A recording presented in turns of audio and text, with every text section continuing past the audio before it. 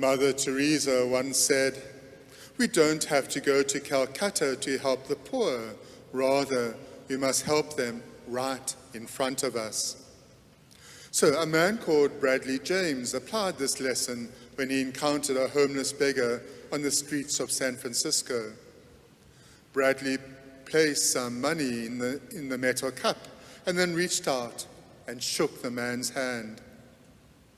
The recipient gave him a big smile, and the two exchanged names and small talk. And Bradley recalls, "Then he pulled me a little closer and said, 'Thanks for the money, but what I really needed was the handshake.'" And indeed, what was remarkable in this incident was not the donation of money, but the gift of human dignity and the love of Christ that Bradley James brought to that beggar through the handshake and his presence. In effect, Bradley replicated in this experience the joyful mystery of the visitation described in today's gospel. The gospel is unusual because it features two women. Usually, men have the center stage in most of Scripture, and women were considered less and had very minor roles in the world of religion, commerce, and society. And today, we want to learn from the experience of Elizabeth and Mary. The two women trusted in the words God had spoken to them. They had faith, despite the odds against them. Elizabeth was well past the time of childbearing, and Mary was young, betrothed to Joseph, but not yet married. So the two were given a momentous and a vital calling, which really affected the course of history. So Elizabeth is the barren woman who was made fruitful by God and who will give birth to John the Baptizer. Barrenness was thought by men to be a woman's fault or even punishment for sin. But Elizabeth and her husband Zechariah are considered to be righteous people. Still, she cannot bear a child, and she refers to her condition as "my disgrace among men." That's in chapter 1, verse 25 of the Gospel. And God intervenes, as God often does in the Scripture, to raise up the lowly by taking away Elizabeth's so-called disgrace. And then we have the angel announcing to Mary, "You have found favor with God, you shall bear a son." And as soon as she hears about Elizabeth being pregnant, Mary sets out in haste to the hill country to her cousin Elizabeth.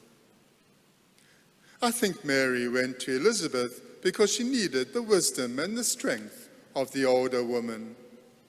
How wonderfully reassuring Elizabeth's greeting must have been to Mary when she said, "Blessed are you among women, and blessed is the fruit of your womb." The gospel today ends with, "Blessed are you who believe that what was spoken to you by the Lord will be fulfilled." Mary's blessedness or happiness is that she believed and she trusted God's promises would come true. And that is what Advent asks of us, to trust, to believe, and to wait patiently in the hope that what God has promised will be fulfilled. And God has promised us new life, and Christmas will affirm that promise in the concrete reality of Jesus' birth. The divine took on humanity, and God has taken a decisive step in Jesus to bring about a kingdom of peace and love. It will happen. God has promised, and Jesus will give us his Spirit to help us wait and also to act to bring about the kingdom. To wait patiently for the promises to be fulfilled doesn't mean that we do nothing in the meantime. We mustn't sit back and say, oh, God will take care of the problems of the world while we just hide away and do nothing. When the clouds of unrest and turmoil in this world are stirred up, it's tempting to do that, to avoid the stress and to keep others at a distance. Now, of course, in this time of the pandemic, we keep social distancing, but we are called to connect with each other on a deeper level. The scriptures today don't talk about withdrawal from the world's problems. They call us to an active participation. Micah was a prophet in the 8th century before Christ, when Israel was quite prosperous, but the country's kings were corrupt, religious practices were faulty, and Micah, the prophet, anticipated that the failure of the kings and the religious leaders would lead to Jerusalem's destruction. And though there were no present signs to support him, Micah still had the hope, the trust that God would raise up an ideal king, not from the seat of power, but from a small village, Bethlehem. Micah does not know how God will fulfill his hope, but still the prophet speaks of God's promise that a ruler for Israel will come from Bethlehem. In a few days' time, we'll be singing the carol, O Little Town of Bethlehem. And some phrases in it, like, the hopes and fears of all the years are met in thee tonight. They are linked to Micah's expression of hope in God. The carol continues, so God imparts to human hearts the blessings of his heaven. This is expressing the hope which is fulfilled in the birth of the child in Bethlehem. So, Mary and Elizabeth's meeting it's a beautiful moment in Scripture. And there are two encounters in this meeting. There's the human encounter, and then there's the profound and awesome meeting with God.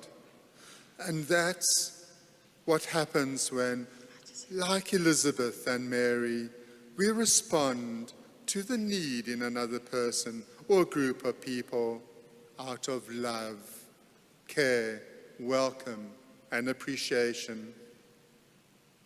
In these last few days of Advent, I pray that the example and exchange between Mary and Elizabeth will stir us to encounter someone who needs a visit, our presence, our help, our time right now. In other words, to whom can we be a blessing, and in turn, they a blessing to us? We will receive Christ's presence, his visit to us in word and in sacrament today. And that's the presence we take with us as we leave, and let Christ bless others through us.